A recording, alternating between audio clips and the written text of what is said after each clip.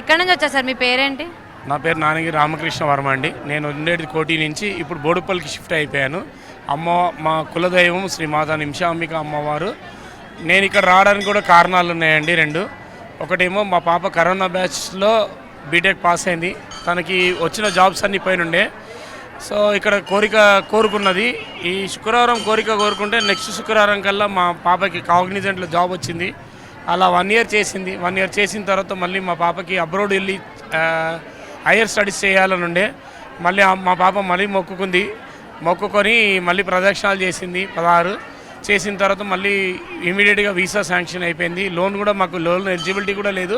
అలాంటిది ఎటువంటి ఆటంకాలు లేకుండా కూడా లోన్ శాంక్షన్ అయిందండి. సో శాంక్షన్ అవ్వడంతో 1 year అవుతుంది. ఈ సెప్టెంబర్కి 1 year మా పాప పోయి అబ్రాడ్ వెళ్ళి అలా చెప్పుకుంటూ పోతే చాలా ఉన్నాయి. నా సెమిస్టర్లో అవుట్ ఆఫ్ మార్క్స్ రావాలి అని చెప్పి ఈరోజు నిన్ననే వచ్చాయి రిజల్ట్స్. సో అది కన్ఫర్మ్ అయ్యి మీరు మళ్ళీ వచ్చారు 120 ప్రశ్నలు చేద్దామని. అంటే ముందు కోరుకొని వచ్చేసరికి అయిందంటారా? నిజంగానే కోరిన కోరిక నెరవేరుతుందా ఇక్కడ? అవునండి. మేము మా హస్బెండ్కి జాబ్ లేకుండే, జాబ్ కోసం కోరుకున్నాక ఇంటికి వెళ్ళిన 1-2 hours మాకు కన్ఫర్మేషన్ వచ్చేసింది. జాబ్ వచ్చిన కన్ఫర్మేషన్ వచ్చిందా? మీరు ఫస్ట్ 16 ప్రదక్షిణలు చేసి వెళ్ళి మళ్ళీ వచ్చి చేశారు? 16 ప్రదక్షిణాలు చేయగానే మాకు కోరిక వచ్చేసింది. ఇంటికి వెళ్ళే లోపే వచ్చేసింది మాకు ఆఫర్ లెటర్. అయిపోయాక మళ్ళీ వచ్చి 108 ప్రదక్షిణలు చేశారా మీరు? 108 ప్రదక్షిణాలు చేసి ఒడి బియ్యం పోసి అమ్మవారికి దేవుడిని దండం పెట్టుకొని వెళ్ళాం. మళ్ళీ ఫస్ట్ టైం వచ్చాను, అమ్మవారికి మొక్కుకున్నాను. నాకు సెకండ్ డేనే మా పాపకు మంచి రిజల్ట్ వచ్చింది, మంచిగా అనిపించింది. మళ్ళీ వచ్చినాను నేను ఇక్కడికి. ముందు వచ్చి 16 ప్రదక్షిణలు చేసి వెళ్ళి ఇప్పుడు మళ్ళీ 108 చేశారా? పాపతో చేయిస్తానని మొక్కాను. తనకి వాళ్ళ ఎగ్జామ్ ఉంది, తనని రేపు మళ్ళీ తీసుకొని వస్తాను. నేను మా అక్క ఉంది, మా మమ్మీ ఉంది, నాకు బాగా అయిందని చెప్పి వాళ్ళని కూడా నేను ఇక్కడ తీసుకొని వచ్చాను. కానీ చాలా బాగా అనిపించింది. ఎప్పుడు ఇక్కడికి రావాలన్న ఇంటెన్షనే ఉంది నాకు 2 days నుంచి. సరే వాళ్ళు అనుకున్నాను రష్ ఉంటుందని, అయినా ఏం లేదు, ఈజీగా దర్శనం అయింది. మనతో గుడి ప్రధాన అర్చకులు చంద్రశేఖర్ గారు ఉన్నారు. ఒకసారి ఆయన దగ్గర గుడి చరిత్ర అడిగి తెలుసుకుందాం. నమస్కారం అండి. శ్రీమాత్రే నమః. అది అమ్మవారి పేరు నిమిషాంబికాదేవి అని అంటే మొదటి నుంచి కూడా అలాగే ఉందా, లేకపోతే నిమిషంలో కోరికలు తీరుతున్నాయని అలా పెట్టారా తర్వాత? శ్రీమాత్రే నమః. చాలా చక్కటి ప్రశ్న వేసిందండి. నిమిషంలో కోరికలు నెరవేరుతున్నాయని అమ్మవారి పేరు నిమిషాంబికనా? మరి నిమిషాంబిక ఎలా వచ్చింది అంటే దానికి పూర్వ చరిత్ర మనం తెలుసుకోవాల్సి ఉంటుంది. మొట్టమొదలు నా పేరు చంద్రశేఖర శర్మ, బోడుప్పల్, పెంటారెడ్డి కాలనీ. అయితే ఈ నిమిషాంబిక ఎవరు అంటే సోమక్షత్రియులు, నకాశీలు, వర్మాలు వాళ్ళ యొక్క కులదేవత. పూర్వకాలంలో చరిత్ర మనకేం చెప్తారంటే పార్వతీదేవి అంశచే జనించినటువంటి వాడు ముక్తాముని అనే మహాముని ఉన్నాడు. ఆ ముని అరితరమైనటువంటి అసాధ్యమైనటువంటి తపస్సంపన్నుడు. అప్పుడు ఆ రాజ్యాన్ని పరిపాలించేటువంటి రాజులు ఆయన దగ్గరికి వెళ్ళి, అయ్యా మునీశ్వర, మేము యాగాన్ని చెయ్యాలనుకుంటున్నాము, మా యాగాన్ని సంరక్షించమను అన్నారు. అప్పుడు ఆయన ఆ విషయాన్ని ఆలకించి సరే అని అమ్మవారి ఆనతి తీసుకొని యాగాన్ని సంరక్షించడానికి వెళ్ళాడు. అక్కడికి వెళ్ళిన సమయం లోపట రాక్షసులు, శంభుభుశంభుడు అనేటువంటి రాక్షసులు విపరీతమైనటువంటి విధ్వంసాన్ని సృష్టిస్తున్నారు. ఆ విధ్వంసాన్ని భరించలేక, ఓటమిని అంగీకరించక ఆ ముక్తాముని తన శిరస్సును హోమకుండంలో ఛేదనం చేసుకోవడానికి వెళ్ళాడు, అంటే తెంపుకోవడానికి. ఆ క్షణంలో అమ్మవారు హోమకుండం నుంచి ఉద్భవించింది. అక్కడ ఉన్నటువంటి రాజులంతా కూడా నిమిషంలో వచ్చిన అమ్మవారు అమ్మా నిమిషాంబిక అన్నారు. ఆ రోజు నుంచి నిమిషాంబికగా మనకు ప్రఖ్యాతగా అయింది. ఇప్పుడు కలియుగంలో వీళ్ళు 2006లో ఈ బోడుప్పల్ ప్రాంతంలో అమ్మవారిని ప్రతిష్ఠ చేసుకోవడం జరిగింది. మరి ఈ దేవాలయంలో అమ్మవారిని నిమిషాంబిక అంటే ఏం పూజ చేస్తున్నామంటే ఓం దుర్గే మహేశ్వరి గిరీంద్ర కుమారి నారాయణి త్రిపుర సుందరి అనే శ్లోకాన్ని ఆధారంగా తీసుకొని అమ్మవారిని పార్వతీ దుర్గా 2 రూపాలుగా పూజిస్తున్నాం. ఈ పూజించిన సమయం లోపల పార్వతీదేవికి ఒక పేరుందండి. ఏంటి అంటే షోడశి అంటే 16. కనుక నిమిషాంబికకు మనస్సులో కోరిక కోరుకొని 16 ప్రదక్షిణాలు చేస్తే మన యొక్క కోరిక నెరవేరుతుంది. ఎలా నెరవేరుతుంది అంటే పార్వతీదేవి అనుగ్రహం కావచ్చు, లేదా దుర్గాదేవి అనుగ్రహం కావచ్చు. ఈ రెండూ కాకుంటే మనం ఎప్పుడైతే ప్రదక్షిణాలు మన చుట్టూ మనము అమ్మవారి చుట్టూ చేస్తుంటామో మనను విఘ్నేశ్వరుడు కనిపెడుతూ ఉంటాడు. ఓహో, అమ్మ కోసం వచ్చారు, వీళ్ళ కష్టాలు నేను నెరవేర్చాలి అని మన కష్టాలను 21 భవేత్ 21 రోజులో మన కష్టాలను తీసేస్తాడు. ఎవరు? విఘ్నేశ్వరుడు. కనుక పార్వతీదేవి కావచ్చు, దుర్గాదేవి కావచ్చు, లేదా విఘ్నేశ్వరుడు కావచ్చు, లేకపోతే ఆగ్నేయ భాగంలో ఎవరుంటారు? అన్నపూర్ణ తల్లి ఉంటుంది, కిచెన్ ఉంటుంది అంటాం. అన్నపూర్ణ తల్లి యొక్క అనుగ్రహం కూడా ఉండొచ్చు. మన యొక్క కార్యక్రమాలు 21 రోజు కానీ 21 నిమిషంలో కానీ నెరవేరుతాయి. మరి నెరవేరితే ఏం చెయ్యాలి అంటే, 1 నిమిషంలో కోరిక కోరుకున్నాం, మన యొక్క కోరికలు నెరవేరినాయి కనుక మనం వెంటనే మానవ నానా తప్త హృదయే మానవ, మానవులమేమో ఇలా ఉన్నామంటే నానా రకాలైన బాధలతో ఉన్నాం కనుక 108 ప్రదక్షిణాలు చెయ్యాలి. అంతేకాకుండా తెలంగాణలో ఉన్నటువంటి ఆడపడుచు ఎవరు? అమ్మవారు. కనుక ఓడి బియ్యం అనే సాంప్రదాయంతో ఒడి నింపాలి. ఈ ఒడి నింపు మనంగానే తెలంగాణ వాసులంతా రాత్రి కూడా బియ్యం తెస్తూ ఉన్నారండి. ఈ ఛానల్ తరఫున చెప్పేది ఏంటంటే, ఉదయమే ఓడి బియ్యం సమర్పించాలి. ఎప్పుడు కూడా సూర్యుడు లేకుండా ఏ పని చేయొద్దు, భోజనానంతరం కూడా పని చేయొద్దు. అలా మనస్సులో కోరిక కోరుకోవాలి, 16 ప్రదక్షిణాలు చేయాలి. కోరిక నెరవేరితే 108 ప్రదక్షిణాలు చేయాలి. ఈ దేవాలయ అనుగ్రహం అమ్మవారి యొక్క పరిపూర్ణంగా ఉంటుంది. అమ్మవారిని పిలుస్తే పలికే అమ్మవారిగా పిలుస్తూ ఉన్నారు.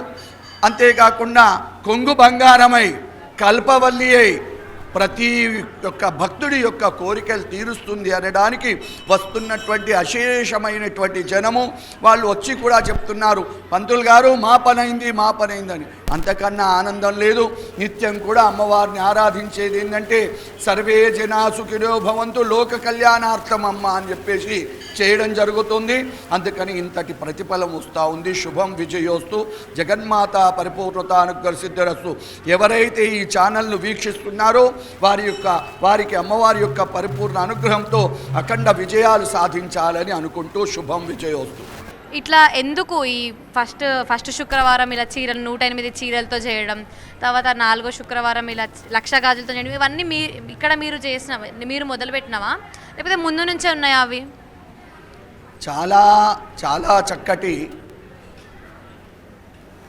చక్కటి ప్రశ్న వేశారు.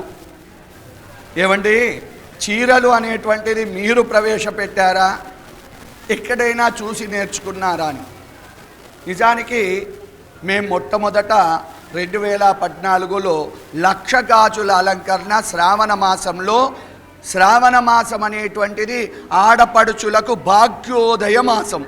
లక్ష్మీదేవి అనుగ్రహంతో పసుపు బొట్టు కార్యక్రమాలు చక్కగా ఉంటాయని వారి కోసము ఏంటంటే కుంకుమార్చన, అదేవిధంగా 1,00,000 గాజుల అర్చన అని పెట్టాం.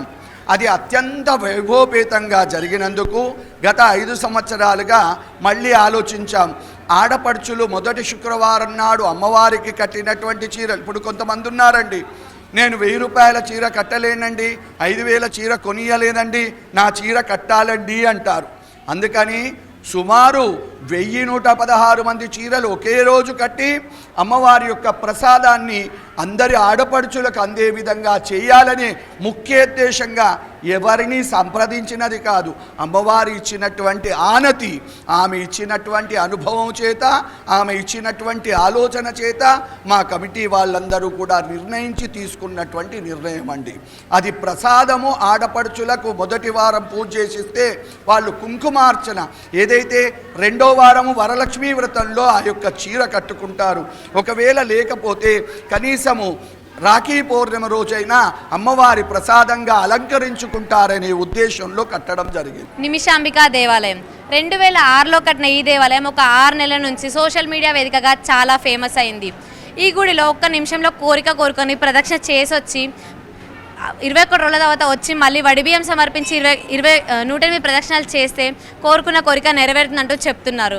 అయితే ఇది ఎంతవరకు నిజం, ఇలా కోరుకున్న వాళ్ళు ఎవరైనా నిజంగా జరిగిందా, ఇలాంటివన్నీ ఇక్కడ కమిటీ మెంబర్స్ ఉన్నారు. శ్రీనివాస్ గారిని అడిగి తెలుసుకుందాం. నమస్కారం సార్. నమస్కారం మేడం. నిజంగానే కోరిక నిమిషంలో కోరుకొని 21 రోజుల తర్వాత కోరిక నెరవేరుతుందా? మన ఆలయంలో ప్రతి సంవత్సరము హిందూ పర్వదినాలన్నిటితో పాటుగా ప్రధానంగా మన అమ్మవారికి ఉన్నటువంటి విశిష్టత ఏంటంటే మొదటి నుంచి కూడా శ్రీ మాతా నిమిషాంబాదేవి అమ్మవారిని నిమిషము ఆ నిమిషాంబిక అన్న దాంట్లో నిమిషంలో కోరికలు తీర్చే తల్లి అన్నదే ఆ యొక్క అర్థం అన్నట్టు. ఈ విధంగా ధ్వజస్తంభం వద్ద మనం ఎప్పుడైతే ఒక నిమిషంలో పాటుగా ఒక అమ్మవారి కోరికలు తీర్చుకొని మన అమ్మని మనం కోరికలు తీర్చుకున్నట్టయితే అది 1 నిమిషమే కావచ్చు, 20 నిమిషాలే కావచ్చు, 20 రోజులు కావచ్చు, అమ్మ ఖచ్చితంగా ఆ యొక్క కోరికలు నెరవేరుతుంది.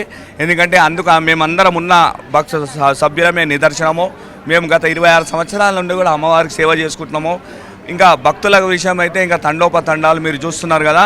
మీరు చెప్పినట్టుగా సోషల్ మీడియా కాదమ్మా, గతంలో నుండి కూడా మా ఆలయంలో దేదీప్యమానంగా ఉంటుంది.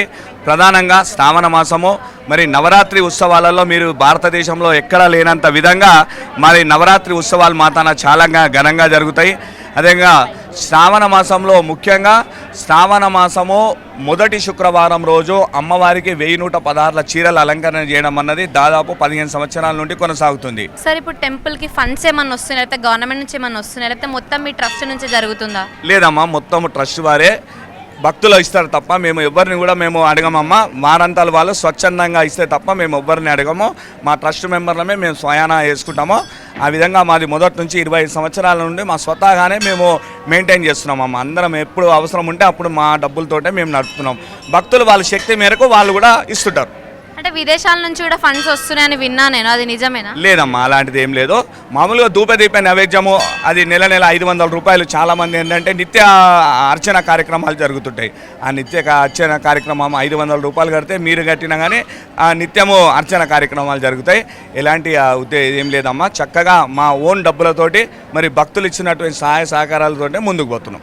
ఇంకొకటి, ఈ గుడిలో నాకు ఏది కొత్తగా అనిపిస్తుంది అంటే ఈ గుడి చుట్టూ మొత్తం చీరలతో అలంకరించారు కదా, అలా ఎందుకు అలంకరించారు? అదే చెప్పా కదమ్మా, శ్రావణ మాసం మ్యాండేటరీ. శ్రావణ మాసము మొదటి శుక్రవారం రోజు 1116 చీరలతోటి విశేష అలంకరణ. శ్రావణ మాసము చివరి ఆదివారం రోజు 1,00,000 గాజుల అలంకరణ. ఈ రెండు అన్నది ప్రతి శ్రావణ మాసంలో మ్యాండేటరీ అన్నట్టు. కాబట్టి ఇవన్నీ విశేష అంటే కన్నుల పండుగ పర్వదినం కనబడాలనే ఉద్దేశంతో ఇవన్నీ చీరల గాజుల పండుగ కూడా అంతే. 1 సెప్టెంబర్ రోజు గాజుల అలంకరణ ఉంటుంది. 1,00,000 గాజులు మామూలు విషయం కాదు కదా. మొత్తం అసలు పూర్తిగా పండుగ వాతావరణం అన్నట్టు. అంటే ఇప్పుడు ఏమైనా పర్వదినాల్లో అప్రాక్సిమేట్గా సుమారుగా ఎంతమంది వస్తున్నారు భక్తులు? సుమారు అమ్మ 10,000 పైనే చిలుక వస్తారమ్మా. ఎవరు వచ్చినా వారందరికీ కూడా సకల సౌకర్యాలు కల్పిస్తున్నాము. వారందరికీ టాయిలెట్స్ అవన్నీ కూడా ఏర్పాటు చేస్తున్నాము. మంచినీళ్ళు ఏర్పాటు చేస్తున్నాము. అన్నీ కూడా వారికి కావాల్సిన వసతులు అన్నీ, ప్రసాదాలు కూడా ఏర్పాటు చేస్తున్నాము. భోజనాలు కూడా ప్రతి శుక్రవారం ప్రతి ఒక్క చివరి భక్తుని వరకు ఎంతమంది అయితే అంతమంది 500 కిలోలు అయినా కానీ వండి చివరి భక్తుని వరకు అన్నం పెట్టి పంపిస్తున్నాం. అమ్మవారికి సమర్పించిన కొబ్బరికాయలన్నీ కూడా అక్కడ వెళ్ళేటప్పుడు ఎగ్జిట్ గేట్ దగ్గర ఇస్తారు. అమ్మ ఎగ్జిట్ డోర్ దగ్గర ఇస్తారు.